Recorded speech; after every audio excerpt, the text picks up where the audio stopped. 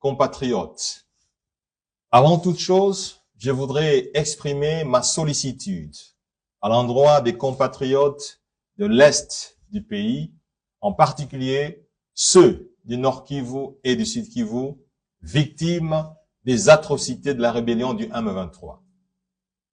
Par la même occasion, je renouvelle tout mon soutien aux forces armées congolaises qui se battent pour la paix et la sécurité pour l'ensemble de notre pays. Mes chers compatriotes, vous avez été surpris, comme moi, par l'extrait des rôles de la Cour constitutionnelle, m'invitant de nouveau à comparaître devant elle sur l'affaire Boukangalonzo, alors que tous les Congolais pensaient que ces dossiers étaient classés sans suite. Comme vous pouvez vous l'imaginer, ces dossiers, plutôt politiques que judiciaires, réapparaissent comme un sphinx chaque fois que les pouvoirs politiques initient une action en sa faveur pour ratisser l'arche. Pour mémoire, le dossier Boukangalonzo est né parce que j'ai refusé d'intégrer l'Union sacrée.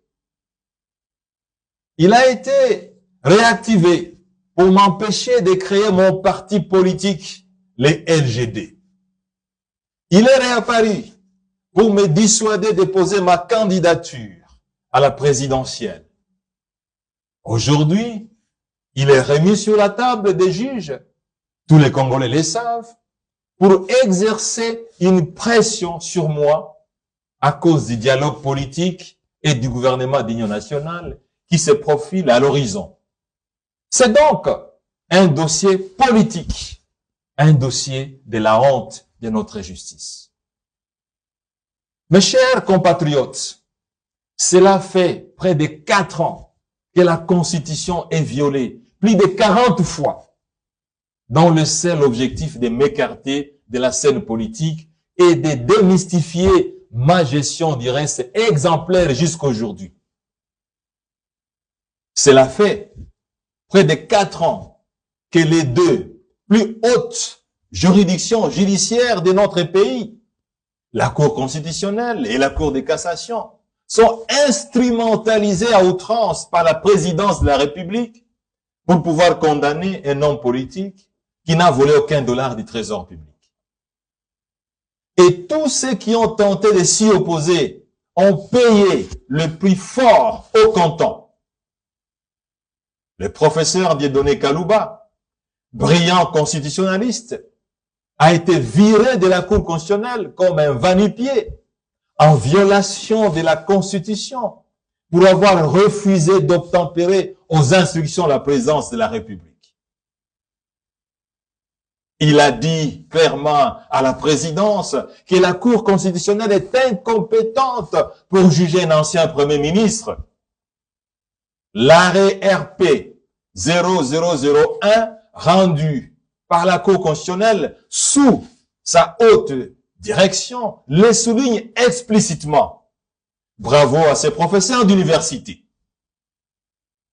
Le procureur général près la Cour de cassation, Victor Mumba Mukomo, a écrit directement au président de la République pour lui dire expressement que la Cour de cassation n'est pas compétente pour juger un ancien Premier ministre.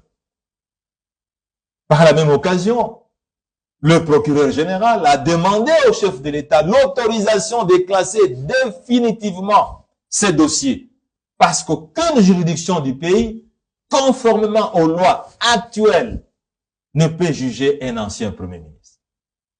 En effet, nul ne peut être jugé que par la loi.